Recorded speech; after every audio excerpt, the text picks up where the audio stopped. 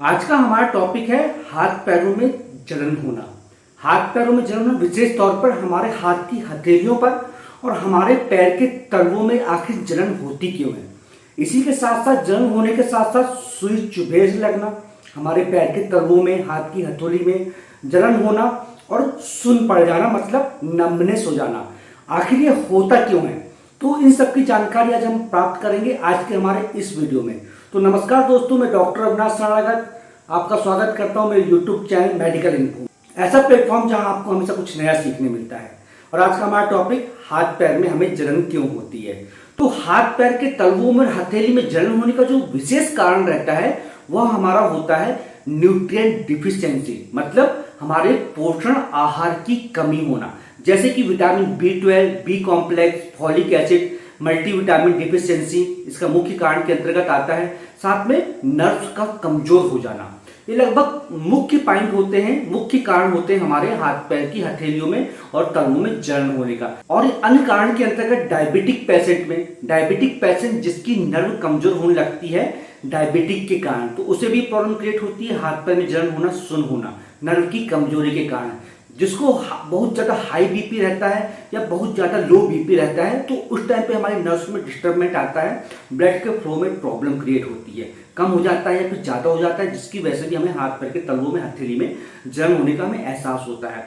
साथ में जो हाइपोथायरॉयडिज्म होता है, मतलब थायराइड का कम हो जाना, इसके कारण भी हमारे हाथ पैर की तलवों में, हथेली में जलन होने की समस्या होती है। साथ में कुछ हैवी मेटल पॉइजनिंग, और सपोज किसी ने क्या कर लिया, किसी कारणवश से या मरकरी, पारा किसी टाइप से अगर ले लिया है तो उसको भी लगभग ये प्रॉब्लम क्रिएट होती है। इसके अलावा कोई एल्कोहलिक पेशेंट है, मतलब कोई अल्कोहल लेते हैं बहुत लंबे समय से, उसे प्रॉब्लम की जाती है।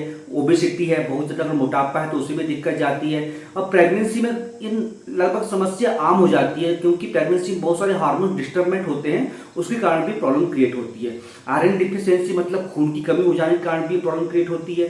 किडनी डैमेज हो जाने के कारण भी प्रॉब्लम क्रिएट होती है। पानी अगर बहुत कम आप पीते हैं या सही में पानी की कमी हो जाती है तो उसके कारण भी समस्या का हमें सामना करना पड़ता है। और कई बार क्या मैक्सिमम केसेस में देखा गया है, बहुत रेयर होता है वैसे तो, मैक्सिमम बहुत रेयर केसेस में देखा गया है कि फंगल इन्फेक्शन के कारण भी हमें ये प्रॉब्लम क्रिएट होती है। उस कंडीशन में अगर एंटी फंगल क्रीम हम क्रिएट करते हैं, अप्लाई करते हैं, तो हमें इस समस्या से हमें निजात मिल जाता है ना। अक्सर आपने देखा होगा दोस्तों कि ये प्रॉब्लम अक्सर गर्मियों में ही क्रिएट होती है। और गर्मियों में क्यों क्रिएट होती है, क्योंकि ऑलरेडी हमारी बॉडी में हीट रहती है, जिसकी वजह से भी हमारी नर्व्स वगैरह में डैमेज होती हैं, और उसकी वजह से हमें हाथ पैर के तलवों में सुई चुभे से लगना, जलन होना और सुन्न सा पड़ जाना, ये प्रॉब्लम क्रिएट होती है। लेकिन कई बार इस समस्या का सामना हमें ठंड के मौसम में, सर्दियों के मौसम में भी करना पड़ता है। उसका एकमात्र कारण ये रहता है कि ये सब कुछ कारण तो होते ही, iron deficiency, nutrient deficiency, B complex की कमी वगैरह, लेकिन इसके साथ साथ हमारी बॉडी के पार्ट्स में या फिर हमारी बॉडी में किसी टाइप से हीट बढ़ जाना किसी कारण की वजह से, ये कोई भी कारण हो सकता है। या कोई एनीमिक हो सकता है, पानी की कमी हो सकती है, न्यूट्रिएंट डिफिशियंसी हो सकती है, किसी बीमारी का कारण हो सकता है, किडनी का कारण हो सकता है, थायराइड का कारण हो सकता है, व्हाटएवर जो भी कुछ कारण हो सकता है, लेकिन बट किसी कारण से हमारे बॉडी में हीट बढ़ जाती है ठंड के मौसम में भी, इस वजह से भी हमें प्रॉब्लम क्रिएट होती है। तो लगभग ये मुख्य कारण होते हैं कि इसके अंतर्गत हमें ये प्रॉब्लम क्रिएट होती है। तो अब भैया बात करते हैं इसका ट्रीटमेंट कैसे किया जा सकता है ना, जो हमारा मुख्य पॉइंट रहता है कि इसका हम ट्रीटमेंट कैसे कर सकते हैं।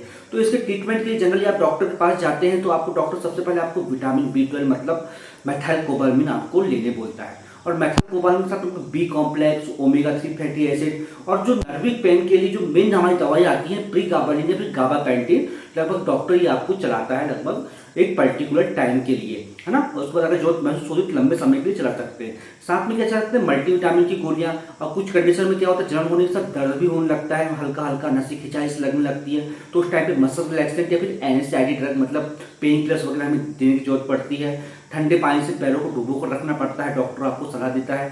साथ में जो हमारे हाथ पैरों की जो मसाज है वो करने की डॉक्टर आपको सलाह देता है, और हमें करना ही चाहिए। और साथ में पैरों को सोते समय, जब हम सोते हैं उस टाइम पे हमारे पैरों को कम से कम ये ध्यान रखें कि ये प्रॉब्लम क्रिएट होती है तो मतलब हमारे पैरों में किसी टाइप से ब्लड फ्लो में प्रॉब्लम क्रिएट हो रही है किसी भी कारण से, तो हल्के से हमको सोच समय अपने पैरों को, अगर हम सो रहे हैं तो हल्के से ऊंचाई पे रखना है 1 या 2 फीट पर।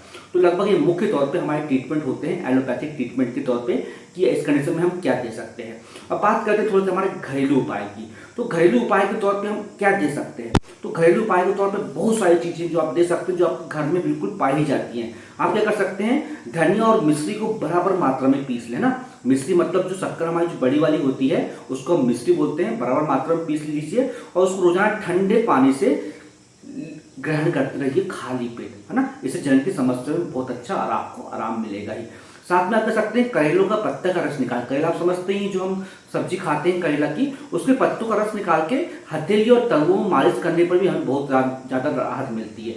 या फिर आप एक काम करते हैं, कर सकते हैं कि आप मालिश नहीं करते हैं तो उनके पत्तों को तोड़कर आप उसका लेप बनाकर अपने पैर के तलवों में हथेली में आप रख सकते हैं। इससे भी आपको बहुत अच्छा आराम मिलेगा। एक बहुत ही ज्यादा फेमस इसका इलाज है लौकी के टुकड़े, है ना। मतलब लौकी को हमारे हाथ की हथेलियों में और पैर के तलवों में रगड़ना, ये लगभग हमारे पूर्वज बहुत लंबे समय से करते हुए आ रहे हैं इसे, तो आप ऐसे कर सकते हैं। इसमें भी आपको बहुत अच्छा, इसमें आपको आराम मिलेगा घरेलू उपाय के तौर पे।